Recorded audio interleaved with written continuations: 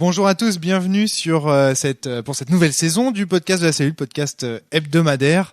Je vous souhaite une bonne rentrée à tous, parce que la dernière fois c'était Thomas qui et puis ses acolytes, j'ai écouté le podcast, je me suis bien marré, qui vous présentait le podcast précédent. Donc bonne rentrée. On a commencé par... Qu'est-ce qu'il y a ? Ah oui, d'accord. Ok, on me passe en régie un message de la plus haute importance. Je ne vous le diffuse pas, chers auditeurs, mais il va se passer des choses pendant cette saison, la saison numéro 4. En effet, avec aujourd'hui Fabien. Salut, ça va Flavie. Bonjour. Adrien. Salut. Et Natacha. Salut. Nous allons vous présenter un nouveau concept d'émission. Déjà, le concept qui est le plus important, c'est de plus en plus de femmes. J'ai envie de dire. D'accord, ok. Je voulais pas le souligner, mais bon. Moi, je veux le souligner. De plus en plus de femmes, c'est important. Pas encore paritaire. Donc, en tout cas, aujourd'hui, une nouvelle émission, qui sera consacrée à la création de jeux et qui va se poursuivre tout au long de la saison 4. On espère pouvoir vous proposer une saison sur la création, au moins un podcast tous les 2 mois sur la création de jeux. Adrien, elle a un nom, cette émission? Eh bien, on va l'appeler le garage.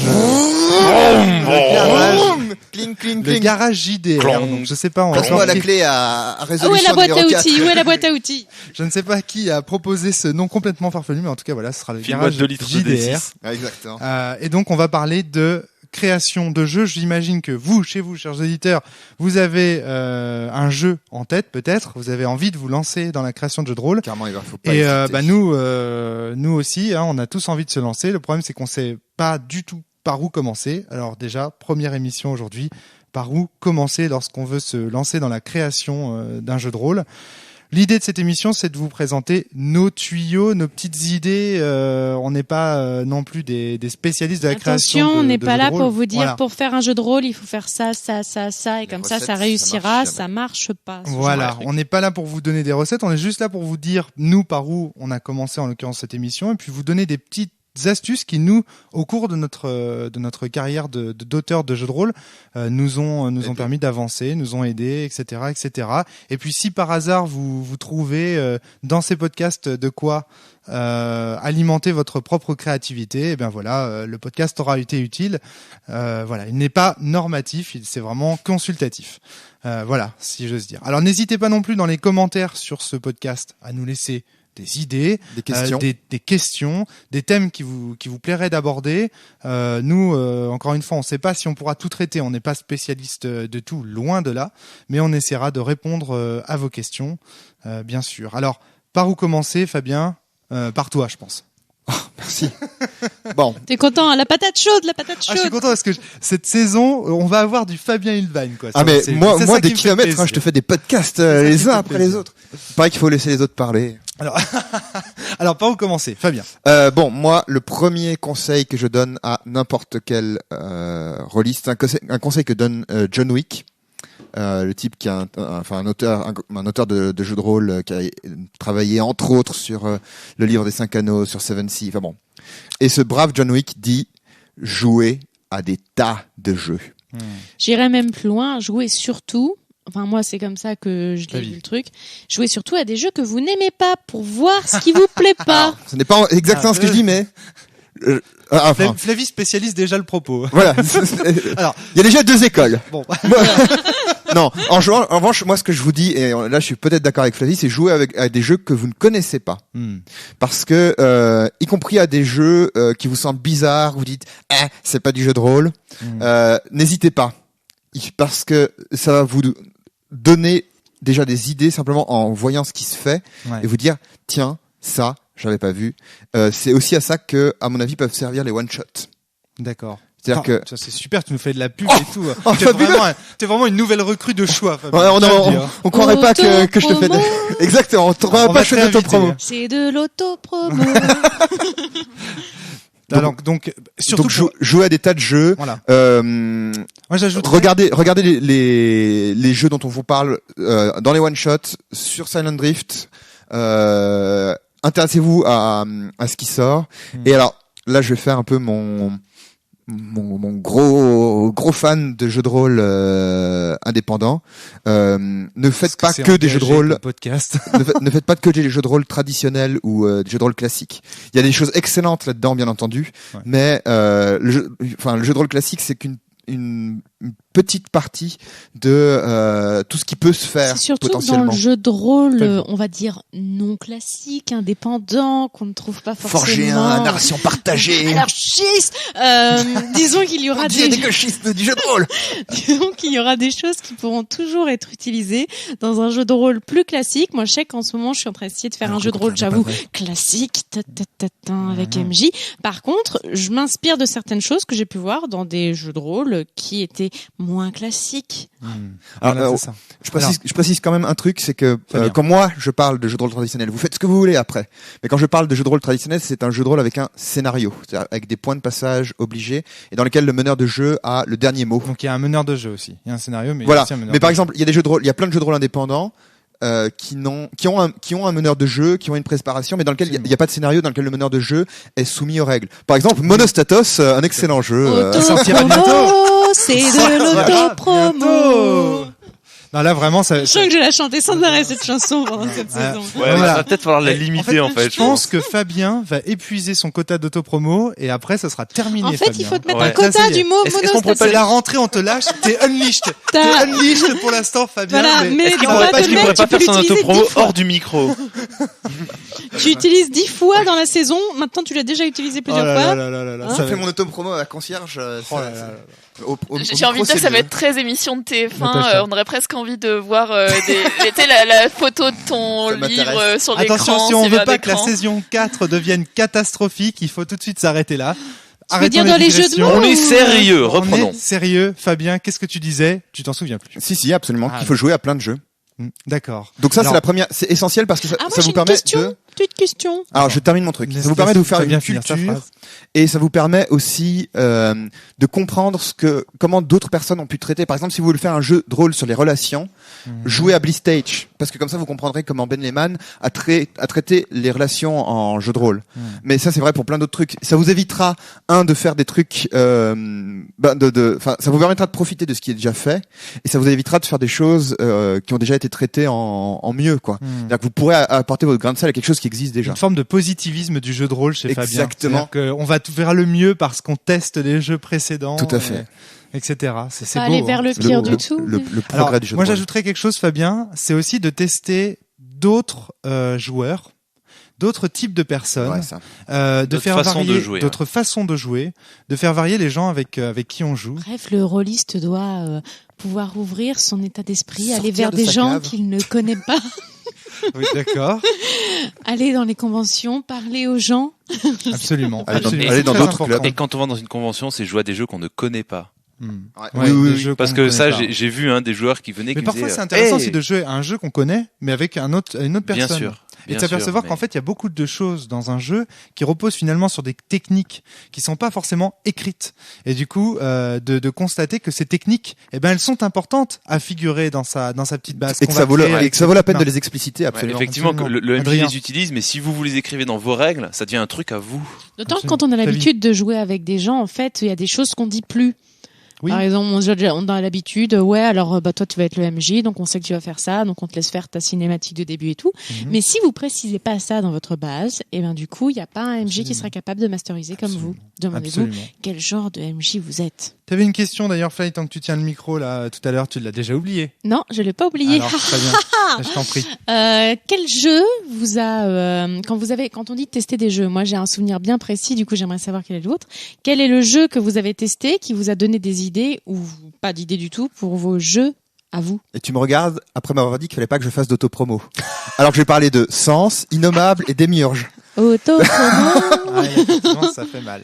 Ben, je sais pas, on va peut-être poser, ouais. De- question à Donc, quelqu'un. voilà, donc il a déjà Adrien. répondu. Alors, moi, c'est principalement Remember Tomorrow. D'accord. Alors, j'ai plus le nom de l'auteur en tête, mais Gregor Hutton, H-U-T-O-N. qui m'a bien permis de cerner certains aspects que je voulais voir dans le jeu que j'essaye de développer. D'accord. Ouais. Et puis ensuite, Sweet Agatha, mais là, c'est plus pour une inspiration Je sais pas, c'est plus formel, flou, c'est plus flou. Ouais. C'est une sorte esthétique d'inspiration. peut-être. Ouais, parce qu'il esthétique. y a une Ouais. esthétique dans ce jeu. Alors Ouais. on peut le contester sur plein de points, dire qu'il ne dit pas bien ses règles, etc. Il y a plein de problèmes dans Mais Tsutagasa. On a fait un one shot dessus, mais Ça il y n'en a reste une pas moins une esthétique. expérience C'est et une on expérience. peut en tirer quelque chose. L'approche du livre elle-même semble intéressante. Enfin, on a vraiment un objet intéressant qui intrigue d'entrée de jeu le lecteur. Donc là déjà, ouais, du point de vue esthétique, c'est vrai qu'il y a une vraie source d'inspiration à prendre. D'accord. Et toi, Flavie?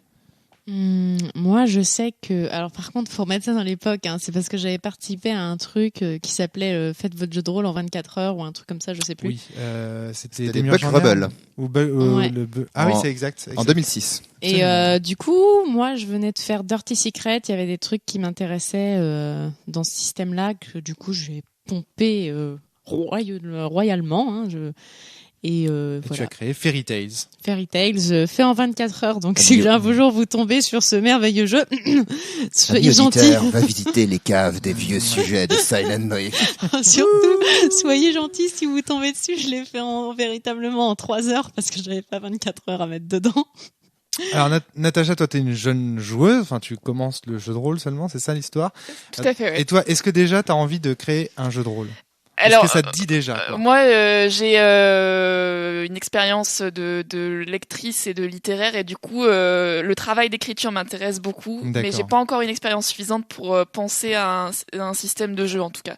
Peut-être au moins l'univers, mais j'ai pas d'idée précise de toute façon. D'accord. Et, Donc tu vois, c'est intéressant ça, Fabien. Ça veut dire que de toute façon, pour avoir envie de créer un jeu, faut déjà, semblerait-il, avoir déjà eu des expériences Ouais. de En plein de fait, jeux différents. moi, il me manque la première étape que tu citais tout à l'heure, c'est-à-dire que je suis débutante à la fois en jeu de rôle classique et en jeu de rôle indépendant ou pas classique en tout cas, et du coup, il faut que je teste les deux pour me dire, déjà pour prendre confiance et me dire que j'ai la capacité de faire ça, et aussi pour puiser des sources d'inspiration et pour savoir aussi ce qui a déjà été fait pour ne pas refaire ce qui a déjà été fait, quoi. D'accord, ok. Ouais. Donc, Adrien, tu voulais ajouter quelque chose? Non. Tu reprends le micro. D'accord, très bien. Alors, il y a autre chose qui me semble important quand même de préciser quand on veut se lancer dans la création de jeux de rôle, c'est aussi de jouer, d'accord, de maîtriser aussi. C'est-à-dire d'être à la fois en position de meneur de jeu et Pour en moi, position de c'est genre la de même Je pense de qu'on jeu. peut pas Alors, lancer attendez. un jeu si on n'a pas été master et ou joueur animateur. dans le jeu. C'est-à-dire, ce que je veux dire, c'est que là, je parle pas uniquement du jeu de rôle traditionnel. C'est-à-dire que généralement, la personne qui présente un jeu, on a tendance ici sur la cellule à l'appeler l'animateur. Est-ce que tout le monde s'entend sur ce terme? Oui. Et souvent, l'animateur, s'il y a un meneur de jeu, c'est souvent le meneur de jeu. Ok, D'accord. ouais. Bon. Moi, je pense que c'est important de tourner les rôles. J'entends des créateurs de jeux de ci de là qui me disent qu'ils n'ont jamais joué à leur jeu et je me révolte en tant que alors ça voilà, donc je pense que c'est très important d'être en position de joueur, en position de lecteur, en position de transmetteur et d'animateur de partie. En fait, très bien. ne pas jouer à d'autres jeux alors qu'on prétend écrire un jeu de rôle ou avoir joué à très peu de jeux, ça me fait le même effet que quelqu'un qui dirait moi je vais écrire un livre mais j'en ai jamais lu aucun autre. Ouais, ou plutôt, moi je suis Adrien. un très grand cuisinier, mais par contre, j'aime pas la gastronomie. Voilà. Moi, je cuisine, mais je Très goûte jamais ce que je prépare. Oh la vache, le vache. Il y a autre chose aussi, c'est que moi ça me semble intéressant d'être au moins animateur et lecteur de règles pour voir ce qu'on aime obtenir. Lire les règles, c'est pas suffisant. Hein. Non, Ça, j'insiste. Non, Dans animateur un- et lecteur. Ah, d'accord. Je dis Lecteur bien les dans deux. d'autres Hein. règles. Un receveur de... Oui, parce que si tu veux, quand tu écris, il faut savoir à quelle destination, à Oui. quel usage le livre est fait. D'accord. Et moi, je parle en connaissance de cause parce que mon jeu de rôle est assez malaisé Bordélique. à utiliser, assez bordélique, exactement. Parce que lorsque je l'ai créé, je voulais à la fois m'adresser à un lecteur normal entre guillemets, un lecteur qui ne serait pas forcément un maître de jeu, à la fois un meneur de jeu, etc. Et donc du coup, et à la fois un philosophe. Alors je vous laisse imaginer la galère. Donc j'ai un trépied quoi. Le problème c'est que du coup, on finit toujours par léser une des parties. Donc intéressez-vous aussi, je pense, quand vous commencez, à vous dire tiens, quel sera l'usage que je veux faire, quelle idée, à qui est-ce que je veux transmettre est-ce que c'est en vue de partie, est-ce que c'est en vue de Il y a un truc Fabien, pardon. Pardon, je monopolise un peu le Les micro. noms en ien là. C'est ma spécialité. Flavien, Natachien, Adrien et Fabien. Et Romaricien. Romaricien. Je me rends compte aussi d'un truc, c'est que il y a un vrai travail littéraire sur, alors, à la fois l'univers, mais ça étonnera personne, mais sur les règles elles-mêmes. Absolument. Qu'est-ce qu'on dit dans les règles? Et par exemple, il y a deux tendances qui se dessinent entre un jeu comme Blistage et un jeu comme Zombie Cinema. Blistage, les règles sont pas tout à fait simples, mais pas extrêmement complexes. Mais en revanche, il y a plein de textes pour expliquer comment elles fonctionnent, que faire, comment bien utiliser les règles. Zombie Cinéma, c'est sec comme un coup de trick. Il y a presque pas d'explication en dehors des règles pures. Donc, il faut que vous puissiez comprendre comment les gens vont lire vos règles. Et tu sais, ça c'est très délicat, Fabien, parce qu'on en parlait l'autre jour avec Thomas, qui était en train d'écrire Mao Shoujo. Moi, je relisais et je lui disais, par exemple, il parlait de cadrer une scène. Et à un moment donné, je lui dis, mais est-ce que tu es sûr qu'un lecteur lambda sait exactement ce que ça signifie cadrer une scène? Moi, j'ai fait un test. Et ça, j'ai fait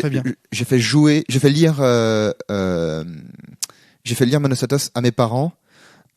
Et à des gens qui ne connaissent pas le jeu de rôle, mais même pas de loin.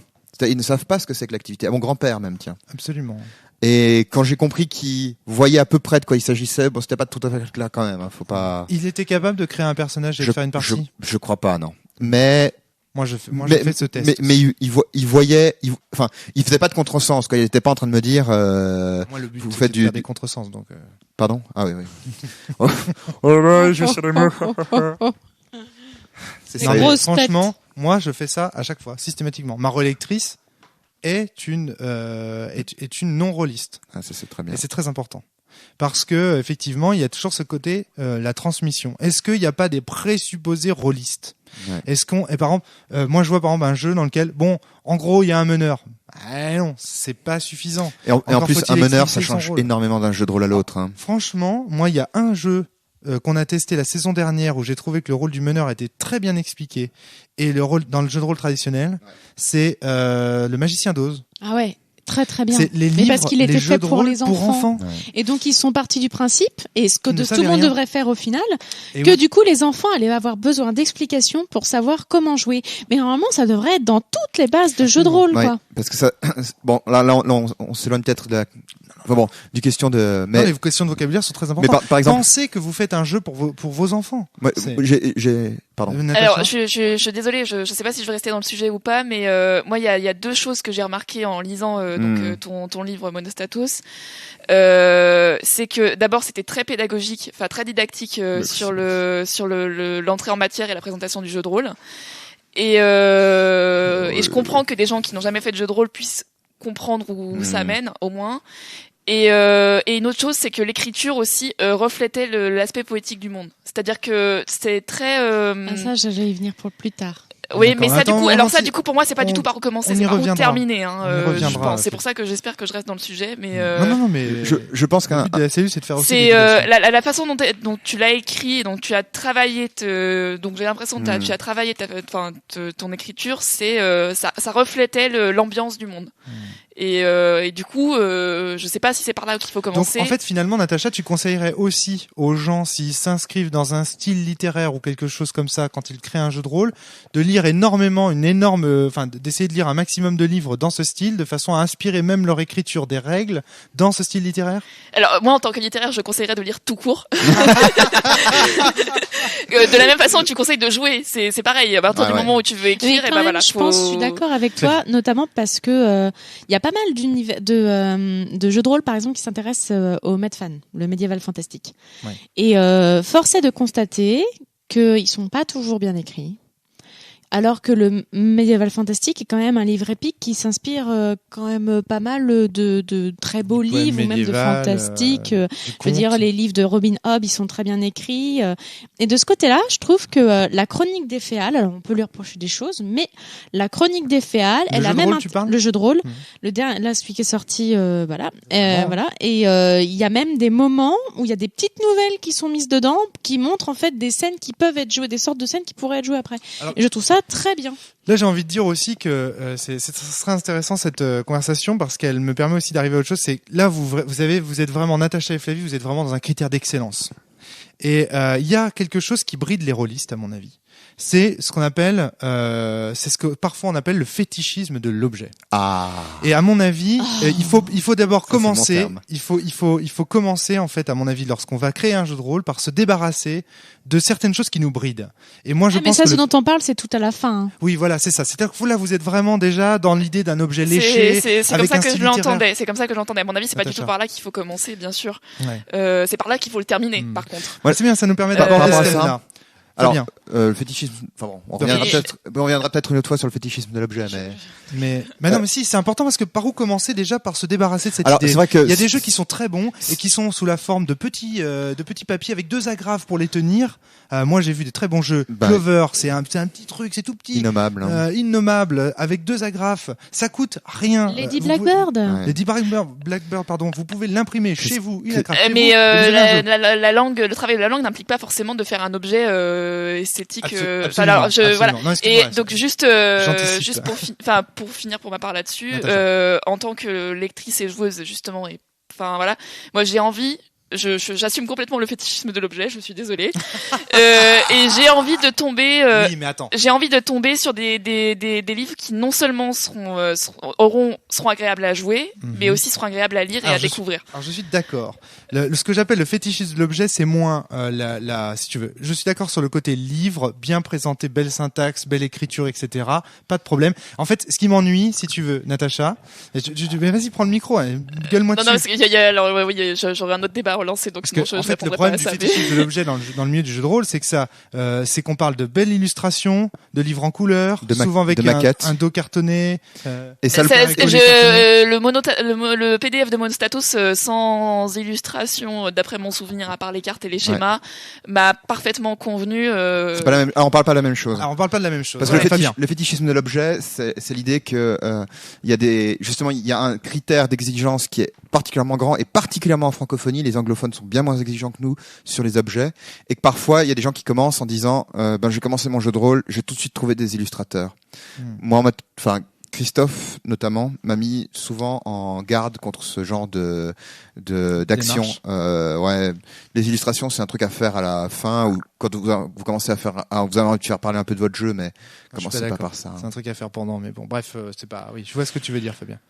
Mais tu vois, je pense que, pardon, Flavie. Non, je t'en prie. Non, parce que moi, du coup, j'allais retourner sur les illustrateurs, tout ça. J'ai envie de dire, c'est quand il y a des choses qui ont déjà été commencées avant tout ça. Une fois qu'on a joué à pas mal de choses, j'ai envie de dire, faut déjà passer le pas et jouer avec une table à son jeu pour déjà commencer à voir ce qui se passe. Alors, moi, je crois que effectivement, l'étape de rédaction des règles, une fois qu'on a cette culture, qu'on a commencé à faire son jeu, elle est super importante parce que notamment il faut que votre jeu soit rapide à lire et aisément compréhensible pour que d'autres gens puissent aient envie de le tester en fait. Au-delà de ça, même au tout début, j'ai envie de dire, les premières fois que tu testes, des fois tout n'est pas défini dans ta tête. C'est peut-être aussi la première fois que tu vas tester le moment où tu vas pouvoir te frotter au fait d'expliquer ton jeu et tes règles à quelqu'un. C'est ensuite tu vas pouvoir voir ce qui tourne et ce qui tourne pas. Il y a certaines parties quand on les commence, ça va même pas être une demi-heure. Le but d'un livre de jeu de rôle, c'est de produire une belle partie. Exactement. Le but d'un créateur de jeu de rôle et d'un auteur de jeu de rôle, c'est de produire des belles parties, d'avoir des règles transmissibles, oui, et pour produire des belles parties et pas un bel objet, Fabien. Absolument. Ouais. Et je pense qu'il y a un exercice qui est intéressant de ce point de vue-là, qui est d'essayer de rédiger vos règles comme si c'était un programme informatique. Oula. Non mais de manière extrêmement simple. Je suis tout à fait d'accord avec toi. Ouais. Alors attention, je vois qu'il y a ça provoque mais ce que je veux dire par programme informatique, c'est concrètement, qu'est-ce qu'on fait dans une partie de jeu de rôle? On s'assied autour d'une table avec du thé, des gâteaux pendant quelques heures. Enfin bon, ça c'est chacun. Il y en a qui joue par terre ou dehors. Moi, je pense quand tu dis informatique, faut pas avoir ça 110011. Oui, d'accord. Ça explique pour qu'on puisse l'expliquer à plein de gens. Je veux dire de façon axiomatique, de comme façon les éléments d'Euclide, qui est quoi. un des premiers livres de l'humanité, je vous le rappelle. D'accord. Moi, ce que je voulais dire, peut-être plus simplement, c'est simplement Merci, que professeur Romaric. si vous lisez les jeux de Vincent Baker, s'il y a des gens qui connaissent Apocalypse Soulard parmi les auditeurs, par exemple, c'est des jeux dans lesquels on dit s'il arrive ça, faites ça. S'il arrive ça, faites ça. Et là, j'ai envie de vous dire, si un joueur dit ça, alors il se passe telle règle. Ça vous permettra d'être clair d'abord avec vous-même, parce que vous saurez comment votre jeu fonctionne, ce qui est déjà une étape à passer, et ensuite vous serez clair avec vos lecteurs. Et ça, c'est essentiel. Adrien. Ouais, c'est juste pour dire que j'étais tout à fait d'accord effectivement avec ce que tu disais d'un point de vue très informatique, c'est-à-dire sans fioriture, juste mettre les points qui sont censés apparaître en termes de règles. Et ensuite, il faudra les expliquer proprement, mais juste pour voir comment ça doit se dérouler, voir s'il y a un endroit, il y a une faille qui apparaît parce que dans telle règle, j'ai pas prévu le cas d'égalité, ou en fait, pour pouvoir avoir des règles complètes qui tiennent, qui vont d'un bout à l'autre, qui prévoient tous les cas, et ce qui permettent un test exhaustif en fait. Et je rebondis sur ce que tu dis en fait, parce que ça me fait penser à un truc. Il y a un article de Frédéric Sintès sur son blog qui s'appelle limbicsystemjdr.com, je crois, un truc comme ça, qui s'appelle les niveaux d'un jeu de rôle, dans lequel il explique que un système un système, on peut tenter, ça peut être un exercice intéressant que de tenter d'écrire un système sous forme de cases avec des flèches qui vont de l'une à l'autre. Par exemple, si je tue un monstre, alors je gagne des points d'expérience. Ces points d'expérience me permettent de gagner des compétences. Ces compétences me permettent de tuer des monstres plus gros. Ça, de réaliser une sorte de schéma, système. De graphe, ouais. Voilà. Et ça, par exemple, ça c'est Donjons et Dragons, et ça marche très bien. Ça prouve, la boucle, c'est montrer l'aspect circulaire et level up de Donjons et Dragons est possible grâce à ce genre de schéma. Exactement. D'accord. Flavie, tu voulais prendre la parole? Ouais, juste pour retourner sur un truc un peu plus moins systémique et un peu plus concret, on va dire, concret. pragmatique. On a dit vous devez jouer à plusieurs jeux, ensuite faut tester les jeux, mais moi il y a un truc que j'ai commencé à faire direct quand j'ai pensé au jeu que je suis en train de faire en ce moment, c'est quel genre de scène je voulais qu'il y ait dans mon jeu. Yes. C'est excellent ça. Et c'est l'un des premiers trucs que je me suis posé comme question. Est-ce que je voulais qu'il y ait du combat? Est-ce que je voulais qu'il y ait des moments où les gens nouaient des relations? Est-ce que je voulais qu'il y ait des moments où les gens fassent du combat social? Est-ce que je voulais que et en fait, à partir de là, je me suis même demandé si je voulais que certaines scènes soient mêlées. Est-ce que je voulais que le social puisse avoir une part qui puisse être importante ou non dans le combat physique, ce genre de choses. D'accord. Adrien, vous avez tous l'air d'avoir envie de prendre la parole. Pour moi, sur ce point-là, je rajouterais juste un petit truc, parce que pour moi, ça c'est une partie d'un ensemble qui est quels sont les objectifs du jeu. Ça veut dire effectivement le genre de scène, mais ça va être aussi est-ce que j'ai un message à faire passer aux joueurs, et ça va conditionner plein de choses, vraiment plein de choses. Ça va être quel genre d'ambiance je veux avoir, parce qu'on peut avoir des scènes de combat mais avec une ambiance complètement loufoque ou hyper sérieuse. On est d'accord que lorsque tu dis quel genre de choses j'ai envie de transmettre aux joueurs, tu parles d'un auteur de jeu vers des joueurs, bien sûr, et non pas forcément d'un meneur vers ses joueurs. Oui, bien sûr, oui, c'est en tant qu'auteur. Par exemple, Patient 13, on souhaite faire vivre dans un hôpital psychiatrique, mais l'auteur ne précise pas si on veut faire peur, si on veut que ce soit oui. Il y a certains points qui sont pas abordés. J'ai envie de dire que les gens qui jouent à Patient 13 vont chercher dans les références cinématographiques, cinématographiques, jeux vidéo ça.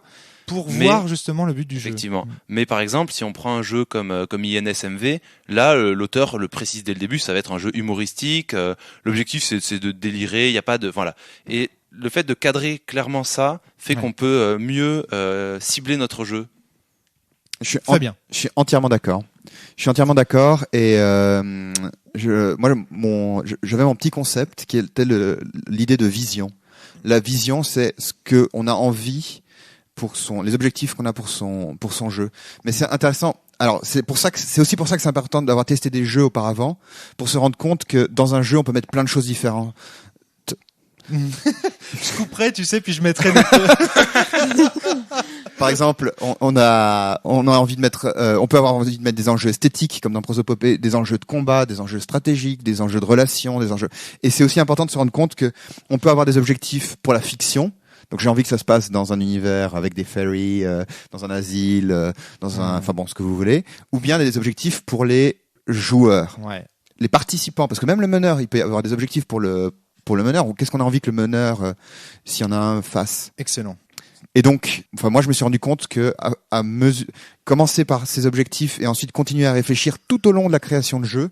Alors, il y a des moments où on dit, en fait, cet objectif, je le garderai pour un autre jeu. En fait, cet objectif, il me retient, il est pas compatible avec celui-ci, je préfère celui-ci. Donc, c'est vachement important d'avoir ce processus et de commencer ce processus-là dès le début de votre jeu. D'accord. Flavie. Alors, moi, je sais que ce que j'ai fait, j'ai marqué du coup les scènes que je voulais dans un carnet, et surtout, je me suis posé une autre question. Je me suis demandé si je voulais transmettre quelque chose aux gens qui allaient jouer à ce jeu. Donc les participants là. Les participants et même le meneur, s'il y en a un dans le cas présent, il y en avait un. Par exemple, un truc tout bête, est-ce que je voulais que mon jeu ait une part anticapitaliste qui soit forte, ou ce genre de choses. Même des idées politiques. Des idées politiques. Anticommunistes, parce qu'il y en a marre de l'anticapitalisme. Hein. Non, je me suis posé ces questions-là et ensuite je me suis demandé en quoi toutes ces scènes et les questions que je voulais transmettre pouvaient amener certaines choses dans le système. D'accord. Et du coup, en fait, même si j'avais une idée d'univers au départ, le fait aussi de me poser ces questions-là m'ont fait en plus sur le tard après développer mon univers vers certaines choses qui avaient un rapport avec le système et la fiche que j'avais commencé à mettre en place. Et je trouve que du coup, ça permet de donner quelque chose d'un peu plus cohérent aussi quand le système peut refléter quelque chose qu'on veut dire. Un jeu n'est pas un univers plus un système. Ouais. Hein, le système moi, je trouve génère ça élégant. Je trouve ça élégant quand les deux ont des rapports. Alors, là, tu dis ça tu dis ça comme si c'était très logique. En fait, non, c'est pas ça, mais c'est que si tu veux, il y a saison 1 de la cellule, saison 1 de la cellule, saison 2 de la cellule, saison 3 de la cellule. Oui, alors attention, sauf que là, c'est une émission sur ça. Ah, bravo, Adrien. Il va me dire encore, sois précis, Romaric, sois précis. Oui, là, donc, effectivement. Mais c'est vrai que c'est ce qu'on est en train d'amener au fur et à mesure. La cohérence du jeu, en fait. Quand on se fixe des objectifs à un jeu, il va falloir que ces règles nous permettent de se rapprocher de cet objectif. Absolument. Il va falloir que les éléments narratifs, il va falloir que tout ce qui va être décrit, tout le jeu converge vers ces éléments-là. C'est vrai que ça c'est extrêmement important, la notion de cohérence dans le jeu. Il y a parfois des gens qui commencent et moi ça m'est arrivé, donc je peux vous le dire, qui commencent par leur univers et qui ensuite font les règles. Moi ça a été terrible, ça a été une contrainte effroyable d'avoir l'univers de Monostatos, à devoir intégrer l'univers de Monostatos. C'est pour ça que je te disais aussi que les illustrations doivent se créer en même temps, en fait, que j'ai envie de dire que tout le processus de création doit progresser en même temps, un petit peu comme une vis d'Archimède. Les illustrations, l'objet final, ça c'est un autre débat, mais pour moi l'illustration c'est du marketing, ça doit venir après qu'il y ait un produit. Ça dépend les visions que t'as de ton jeu. Fabien, je pense qu'il y a différentes écoles. Je voudrais quand même aller jusqu'au bout, c'est vachement important que l'univers, les règles, et quand je dis les règles, c'est aussi la manière dont les scènes sont créées, la manière dont les rôles se distribuent, et le texte, que tout ça soit créé sous une même chose qui est la vision d'ensemble, la cohérence de votre jeu. D'accord. Parce que sinon vous allez vous mettre des bâtons dans les roues. Natacha. Alors, moi j'ai une remarque, je sais pas si une remarque, une question ou un contre-exemple, ou je sais pas trop. J'ai fait là au mois de juillet une colonie de vacances à thème jeux et jeux de rôle. Ouais. Et donc la première partie de la semaine c'était consacrée donc à faire découvrir aux enfants l'univers des jeux de société et du jeu de rôle. Donc voilà, les sortir un peu de ce qu'ils connaissent le plus souvent, donc Donjons et Dragons par exemple. Ouais. Et ensuite, la deuxième partie, c'était la partie projet. Et entre autres, parmi les projets, il y avait créer son propre jeu de rôle. Écrire Sens Néant. Donc, il y avait plusieurs contraintes. D'abord, c'était des jeunes, 12-15 ans. Ensuite, on avait très peu de temps, à peine 3 jours. Et c'était des rôlistes débutants du fait de l'âge. Et les animateurs qui ont géré ce projet-là, qui étaient bien plus spécialistes en jeu de rôle que moi, ont commencé par leur demander « il faut que vous créiez un univers cohérent ». Du coup, est-ce que... oui, mais on peut pas... Moi, je pense qu'il y a... je vais peut-être pouvoir répondre parce que du coup, il y a une très grosse différence. Moi, de ce dont tu parles, je vois un parallèle parfait avec la littérature à l'école et la littérature dans la vraie vie. Moi, la littérature à l'école, quand je fais faire des projets d'écriture aux enfants, il est évident que je leur demande pas d'être Molière, quoi. Je vais leur donner un carcan, on simplifie tout. Là, il est évident qu'on n'allait pas leur demander de faire quelque chose qui allait être professionnel. Ouais, mais en fait, on aurait très bien pu commencer. Alors, je suis d'accord avec toi, Flavie. Seulement, il me semble que créer un univers cohérent, c'est quelque chose qui peut s'appliquer aussi bien à la littérature, au cinéma, à la création de scénarios en général. Là, moi, si j'avais été animateur de cette colo, en l'occurrence Natacha, j'aurais plutôt demandé essayer de créer un système qui permette de mettre d'accord les gens autour de la table. Je dirais pas ça non plus. Moi, je reprendrais ce que disait Flavie tout à l'heure. De quoi vous avez envie dans votre jeu ? Est-ce que vous avez envie que ce soit un jeu qui parle d'amour ? Est-ce que vous avez envie que ce soit un jeu qui parle de compétition amicale, style shonen ? Et puis, mettons-nous à la place, tu dis que c'est des enfants de 12 à 15 ans. entre 12 et 15 ans, certes, les concepts sont en train de se former de façon plus systématique, mais le système de pensée en lui-même n'est pas global. Ouais, donc on peut pas demander à des enfants, on peut pas demander à des enfants de 12 à 15 ans de créer ex nihilo un système comme ça. Ils vont avoir besoin d'aide, ils vont avoir besoin de faire des choses, ils vont avoir besoin de quelqu'un qui pourra les guider. On peut leur donner des questions. Qu'est-ce que vous voulez jouer?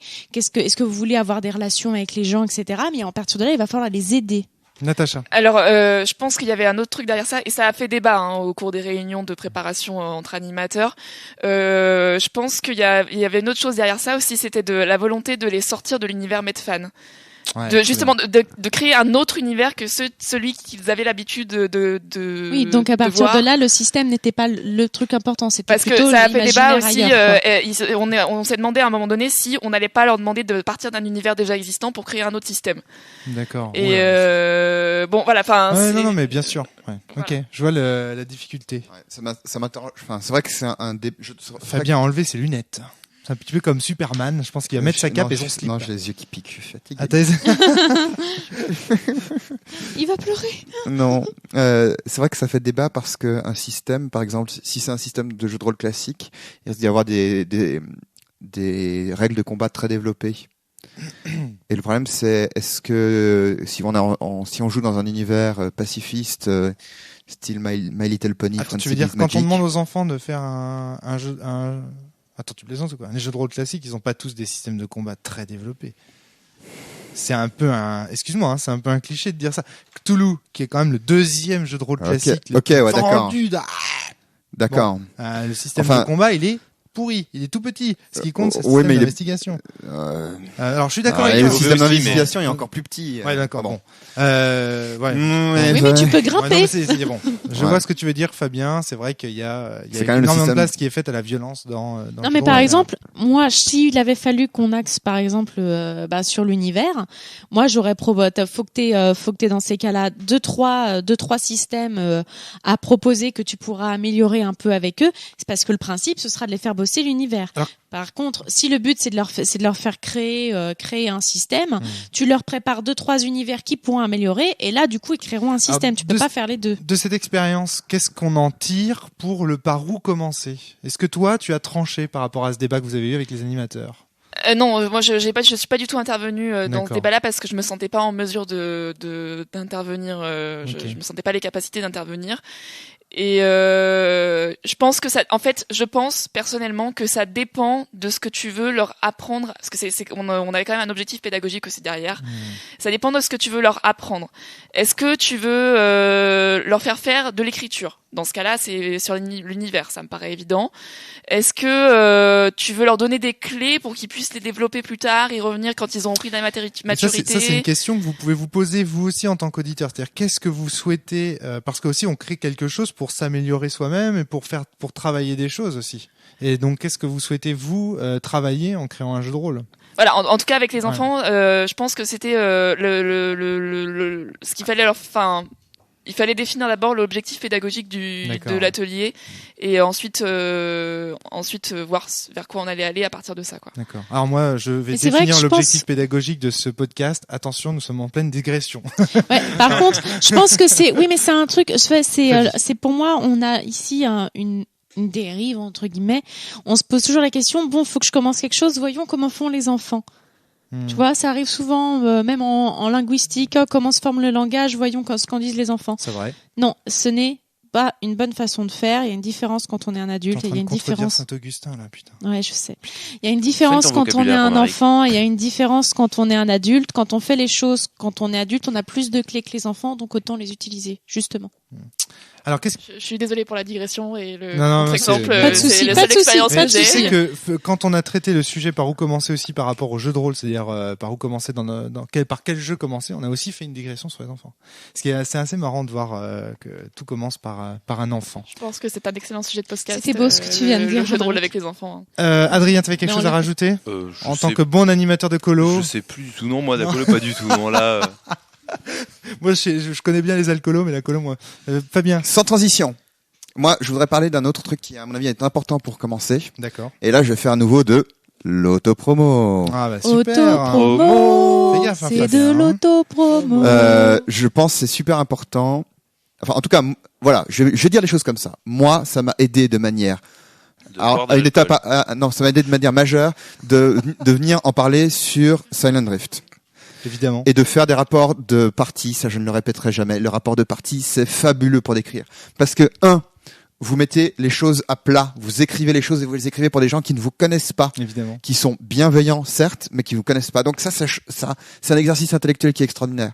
En plus, vous aurez des gens avec lesquels vous n'avez jamais joué, que vous n'avez jamais rencontré, qui vont vous apporter leurs propres expériences, qui vont ne pas comprendre, et donc ça va vous obliger à faire un effort pour mieux.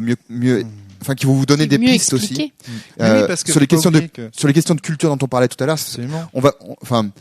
Écrivez, et moi je donne souvent je dis souvent tiens, est-ce que tu as déjà joué à ce jeu, parce qu'à mon avis ça peut beaucoup t'aider pour ta réflexion sur ton jeu. Vraiment, ça c'est essentiel, parce que quand on décrit une partie par écrit, faut pas oublier que le jeu de rôle, forcément, on le transmet par écrit, et du coup, le fait de faire des rapports de partie, ça permet de bien distinguer les relations entre les joueurs, des relations entre les personnages, et ce genre de choses, et ça, c'est très important pour ensuite la rédaction de vos règles. La rubrique idée, ensuite la rubrique bande essai de Silent Drift, c'est de l'or en barre. Et puis de toute façon, c'est aussi une première étape pour écrire le jeu, parce qu'au final, ces règles que vous allez mettre dans votre playtest, vous allez devoir les expliquer. Et cette explication, c'est déjà un premier moyen pour commencer à ébaucher. Pardon, excuse-moi. Oui, vas-y. Je tiens aussi à dire que il y a d'autres forums qui proposent ces rapports de partie. Effectivement. Hein, parce que l'autopromo, là, ça suffit maintenant. Moi, je les connais pas. J'avoue que l'avantage sur Silent Drift, c'est qu'il y a des règles assez strictes sur les rapports des joueurs les uns avec les autres, et que j'ai toujours trouvé que la discussion était de qualité. En fait, il y a un problème. Les rapports de partie sur les autres forums, il y a un petit problème, c'est-à-dire qu'on sait pas très bien s'il faut raconter que la fiction, au sens presque faire un genre de fanfiction, si tu veux, issu du jeu, ou alors raconter aussi les mécanismes qui se sont déroulés entre les joueurs autour de la table. Dans Silent Drift, c'est clair, c'est les deux. Silent Drift, c'est les deux, voilà. Alors que sur les autres forums, c'est pas clair. Je vais quand même faire un petit peu le contrepoids sur Silent Drift, c'est que si le jeu que vous souhaitez développer, c'est un jeu, on va dire, traditionnel, avec un MJ, avec un univers très présent, très fort. C'est parfaitement vrai. Alors, les gens vont pas vous cracher dessus, mais c'est juste que c'est moins... comment dire, les gens vont moins apprécier, parce que c'est le vrai problème, c'est que les gens qui aiment le jeu de rôle traditionnel de Silent Drift, ils animent le podcast de la cellule. Ouais, c'est vrai. Et voilà. Et c'est ça le souci, en fait. On peut en parler à nos auditeurs. Là, c'est très clair. C'est Flavie, c'est Thomas, c'est moi, les gens de Silent Drift, qui aimons le jeu de rôle traditionnel. D'ailleurs, moi, ça me dérange. Enfin, faut pas qu'il y en ait 10 000, mais moi, je sais que j'ai accepté de donner des coups de main, de faire des relectures et ce genre de choses, mais par contre, je peux pas en faire 10 000, quoi. Voilà. On a des demandes, oui, mais le sûr. problème c'est qu'on n'a plus le temps aujourd'hui de participer sur Silent Drift. C'est catastrophique. J'en ai fait une ou deux cette année, mais entre nos jeux à créer, surtout que sur ce genre de jeu, ça prend beaucoup plus de temps parce que l'univers va être plus fourni, il va y avoir par contre, c'était hyper intéressant par contre. Mais c'est un truc dont je suis parfaitement conscient, et je suis le premier à être emmerdé quand quelqu'un arrive et que je vois qu'il veut créer un jeu de rôle traditionnel, et le problème c'est que je ne peux rien dire là-dessus parce que juste une chose, si certains me contactent, moi je sais que j'ai pas le temps de lire des pavés. Par contre, du coup, généralement, ça se passe par téléphone. Voilà. Mais ça par le Facebook. Et alors, ça c'est important. Merci Fly, parce que tu dis un truc auquel je voulais penser aussi, c'est que je crois que c'est important. Très bien. En tout cas, moi, alors je vais toujours le formuler comme ça. Moi, ça m'a énormément aidé de rencontrer en vrai les gens de Silent Drift. C'est-à-dire d'aller sur des conventions et de discuter ensemble, de tester ensemble, parce que il y a des choses qu'on peut se dire sur forum, mais il y a des choses qui passent mieux. Enfin, c'est complémentaire. En live, ouais. C'est complémentaire. Le forum, c'est une réflexion sur le long terme. La rencontre en vrai, ça permet de donner un boost au jeu à un moment. Mais ça, vous pouvez l'avoir avec vos amis aussi. Hein. Vous n'êtes pas obligé de parce que là, il y a beaucoup d'auto-promo, mais ça, vous pouvez le faire aussi avec votre cercle d'amis. En fait, c'est ce que fait Silent Drift, c'est de rassembler des amis en fait, qui ne se connaissent pas forcément d'entrée de jeu. De façon plus générale, ces rapports de partie, vous pouvez les faire par écrit et en discuter avec les joueurs qui ont joué ce jeu-là. Parce qu'en posant tout par écrit, même si les joueurs ont été sur la partie, ils vont pouvoir en discuter. Même si ça a un lien, le fait de poster sur Silent Drift, j'aimerais quand même qu'on revienne à notre sujet initial. Oui, d'ailleurs, j'aimerais bien reprendre. C'est pas contradictoire, je sais Fabien, mais si tu veux, comment dire, si tu réponds par où commencer en disant bah va sur Silent Drift. J'ai pas dit pas ça. J'ai dit c'est pas une toute première étape. Je comprends. Ah, moi, j'aimerais bien reprendre en résumant un peu ce qu'on avait dit. Donc, faut que vous jouiez à pas mal de jeux, faut tester, faut essayer de voir ce que vous voulez faire en termes de scène, en termes de cohérence, en termes de ce que vous voulez comme message. De vision de jeu. Et moi, j'aimerais bien aller plus loin en disant, à un moment, vous allez être déprimé parce que vous allez voir que votre système marche pas du tout. Ouais. Vous allez voir que juste ce que vous aviez envisagé comme être une idée de génie, c'est de la merde. Faut pas vous leurrer, vous allez faire oh mon Dieu.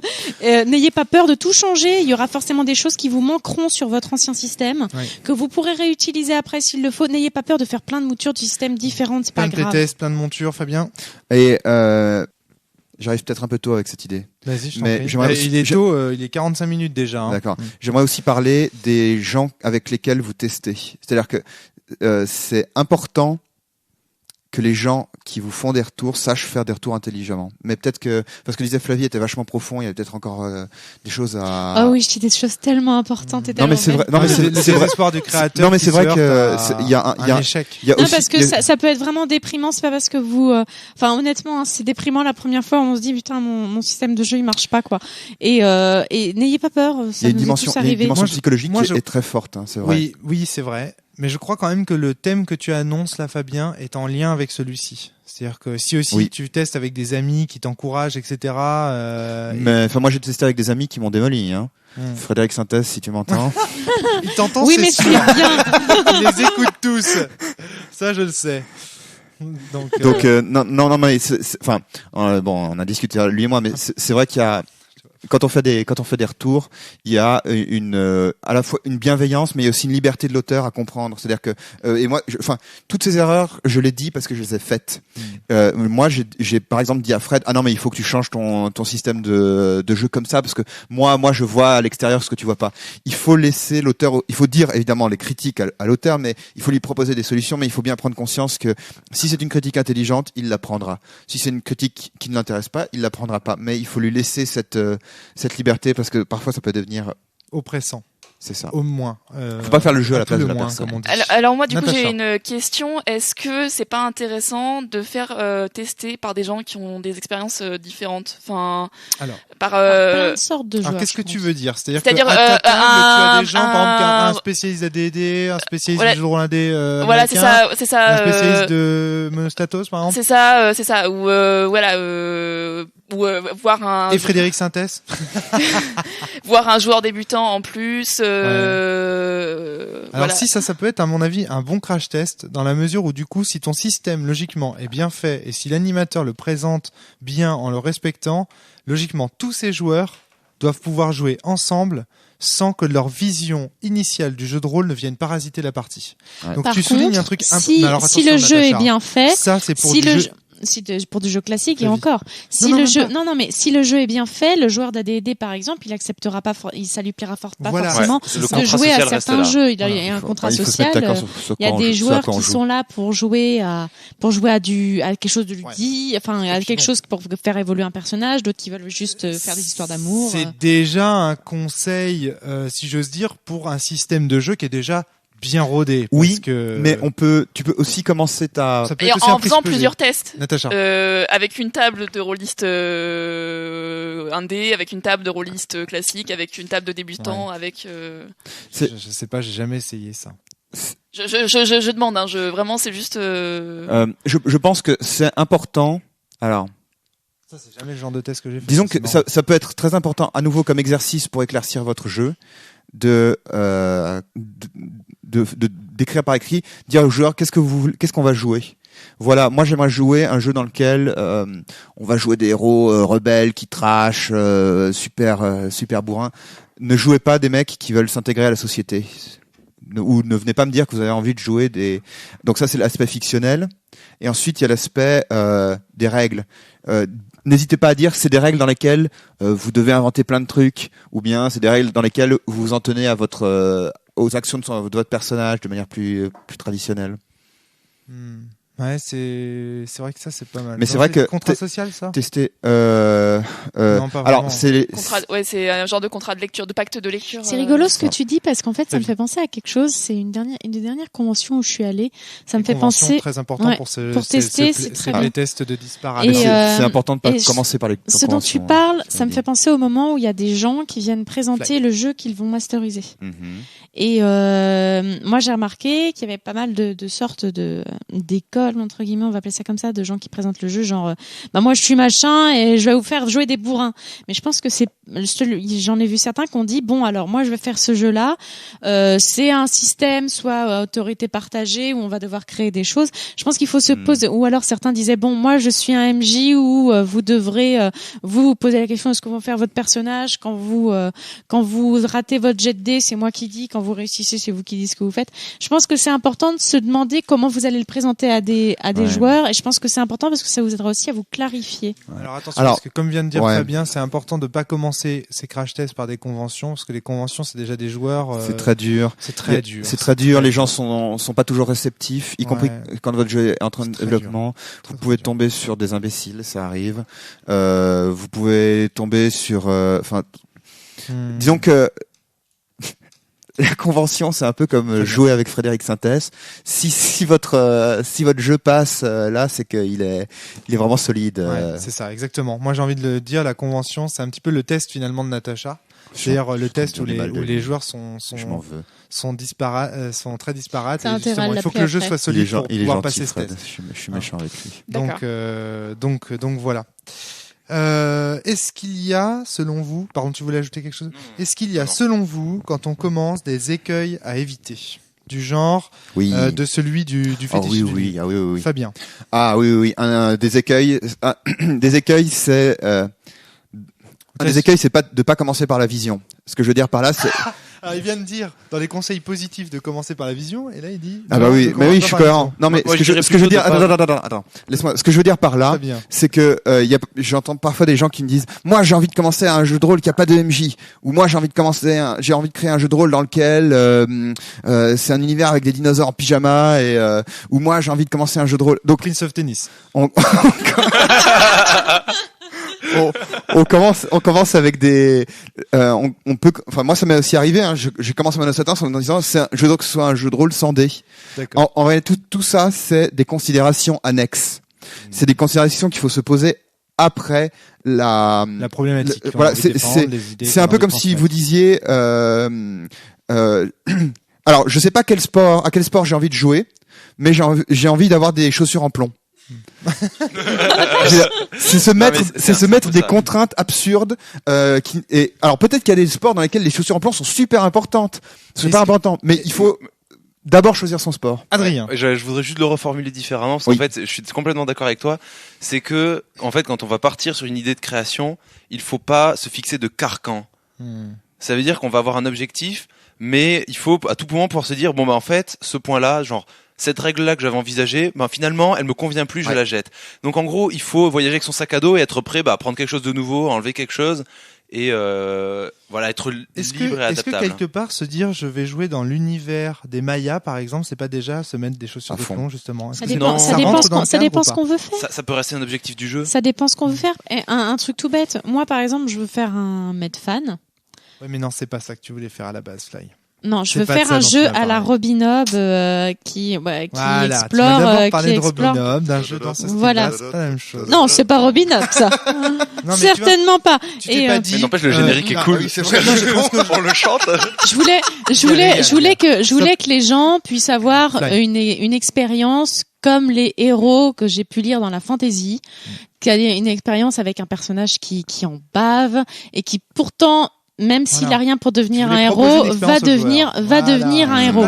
Et je voulais avoir une expérience de jeu qui me permette, et je pense que c'est ça par lequel il faut commencer, de se mettre à la place du joueur et se dire quelle expérience de jeu je veux amener. Moi, ce dont je voulais parler, c'est les gens qui se disent cet univers n'a jamais été fait, donc je vais commencer par le faire. Voilà, c'est ça dont je voulais parler. C'est effectivement une erreur. Mais par exemple, ça veut pas dire qu'on peut pas commencer par des trucs fictionnels. Ça veut pas dire qu'on peut pas dire j'ai envie de jouer des scènes dans lesquelles mon personnage va se transformer, on va raconter des transformations. Mais il faut que l'univers servent la cohérence plutôt que le contraire. Mais je crois pas qu'on puisse commencer par un univers, principalement parce que l'univers en fait n'est pas directement en contact avec l'expérience de jeu. Adrien. Ouais, alors pour ça, je pense qu'il faut garder des objectifs. C'est-à-dire qu'on peut se dire, je veux que ce soit un jeu de SF, un jeu de machin, se donner des idées très claires, très précises, très contraignantes, mais donc suivre ce sentier, développer, et puis au moment on va se rendre compte qu'un de ces points-là va être gênant, et du coup il faut être libre de les modifier, de sortir de ces objectifs initiaux. Il faut garder une sorte de ligne de conduite générale, mais on peut en dévier parce que sur le coup ça nous paraît moins adapté. Il faut pas se contraindre d'un bout à l'autre, sinon c'est. Alors moi j'ai un autre écueil dangereux. à éviter vraiment, c'est l'étude de marché. Donc ça c'est le mauvais conseil vraiment qu'on peut donner. Je l'ai déjà lu quelque part, je sais plus dans quoi c'était, mais juste c'est pas. Le premier. Mais bon voilà, je sais pas qui était mais qui juste, a écrit c'est pas cet une bonne article. idée. Son idée c'était d'essayer de faire en sorte qu'il y ait du jeu de rôle qui se vende, ce qui est une idée louable malgré tout. On a envie que le jeu de rôle fonctionne. On a tous autour de cette table envie que le jeu de rôle fonctionne, évidemment. On n'a pas envie que le jeu de rôle se plante dans le mur, c'est clair. Mais je trouve que c'est une très mauvaise idée parce que du coup, on se contraint à essayer de chercher un univers qui a jamais été fait, un système inédit, etc. Et en fait, on ne réfléchit pas vraiment à ce qu'on a envie, nous, de faire. Et moi, je crois que c'est ça qui est important, c'est d'avoir envie de dégueuler avec ses tripes un JDR. Faites un truc qui pas de vous faire plaît. un truc novateur ou de faire un truc... Parce que, faites un truc qui vous plaît. je vous donne un exemple, par exemple. Quand Thomas a essayé de créer, Thomas Poussou qui n'est pas là, mais que je salue, quand Thomas a essayé de créer Mao Shoujo, il y avait plein de jeux, pléthore de jeux qui traitaient le même thème que celui de Thomas, à peu de choses près. Les lycéennes, les Clover, des jeux qui traitaient ce thème-là. Mais n'empêche que Thomas a y mis sa sensibilité. Et donc, il a traité de façon différente un thème qui existait déjà. Et donc, il faut surtout on revient à la notion de culture pour un auteur. C'est-à-dire que si vous avez une culture, vous vous rendez compte qu'en fait, quel que soit le jeu sur lequel le jeu auquel vous avez envie de travailler, il y a déjà quelqu'un qui a travaillé dessus. L'essentiel, c'est d'apporter votre point de vue, et c'est même génial qu'il y ait déjà quelqu'un qui a travaillé dessus parce que ça va vous permettre de vous différencier. Moi, j'ai eu une expérience il y a pas longtemps. Ça fait 2 ans que j'ai envie d'écrire un jeu de rôle sur la mort, dans lequel il y a des personnages qui contempleraient la mort, un truc assez... Sur les near-death experience. Alors non, ce seraient des personnages qui seraient enfermés dans un lieu et la mort viendrait d'une manière ou d'une autre, et il faudrait qu'ils se réconcilient les uns avec les autres avant de mourir. L'enfer, c'est les autres. Voilà, donc un truc assez, pas super vendeur, quoi. Mais bref. Ouais, bref. Et jusque là, c'est un jeu sur lequel je n'avais pas fait de recherche parce que je m'étais dit, il y a personne qui. En fait, si, il y a déjà un jeu qui a été écrit qui s'appelle The Death Door, un truc comme ça. Ouais.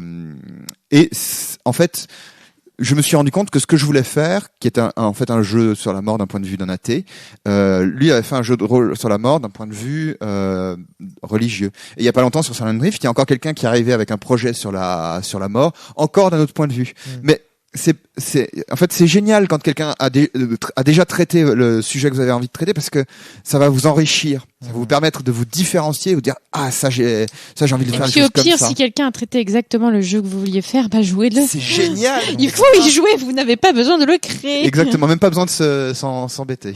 Un jeu de rôle n'a pas besoin d'être vendable pour être intéressant, et parfois il a besoin même, qu'on ait envie d'y jouer. Mais de toute manière, si vous créez un jeu de rôle qui vous plaît, il plaira à d'autres. Il plaira à d'autres gens. C'est clair. Oui, sachant que dans tous les cas, vous allez avoir beaucoup de mal à en vivre. Hein. Ça, oui. Donc, de toute façon, si vous voulez créer un jeu de rôle, c'est surtout pour vous et pas pour du blé, quoi. Enfin, je pense que c'est un. C'est sûr. De toute façon, c'est impossible d'en vivre à peu de choses près, à moins d'être un éditeur qui profite d'auteurs pour tirer des profits.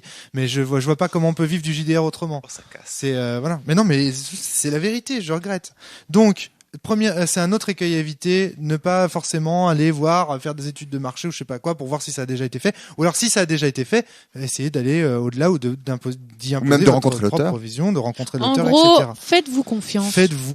Et puis si vous cherchez l'argent, de toute façon, si votre jeu est bon, un éditeur viendra vous voir. Là, ouais, ça c'est clair. De toute façon, si vous cherchez d'argent, j'ai envie de vous dire, changez de métier.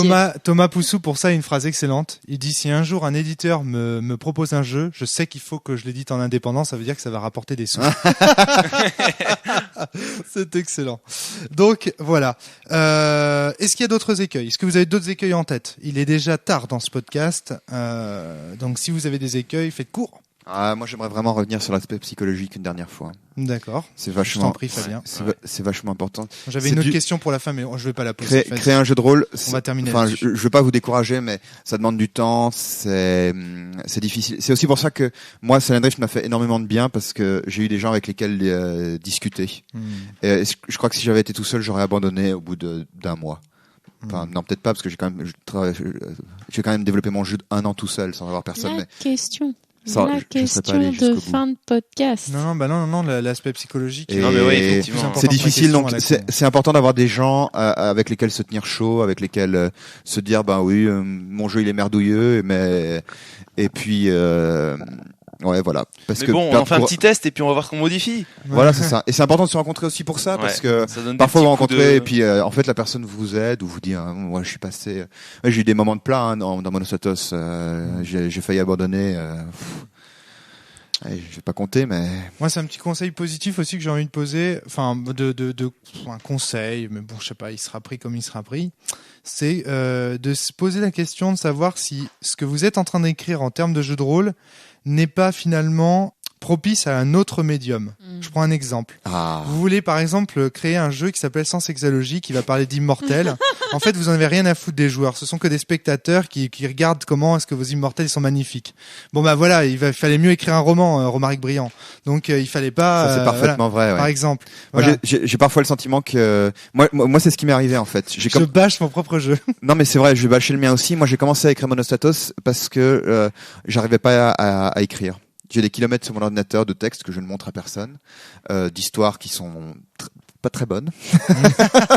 et je me suis mis à écrire un jeu de rôle à la place d'écrire un roman, et je sais pas si c'est une bonne chose en fait. Donc à mon avis, demandez-vous si vous aimeriez pas plutôt écrire un roman.